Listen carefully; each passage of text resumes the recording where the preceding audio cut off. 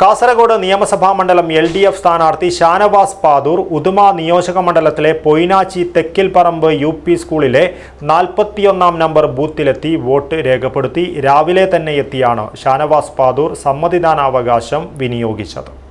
തെളിനീരിനൊത്ത പരിശുദ്ധി, അതിനാൽ ഞങ്ങൾ മനസ്സിലാക്കുന്നു, നിങ്ങൾ അർഹിക്കുന്നു. ബിന്ദു ജുവല്ലറിയുടെ അതുല്യമായ ആഭരണങ്ങൾ. ബിന്ദു ജുവല്ലറി, കാസർഗോഡ്, സുള്ളിയ.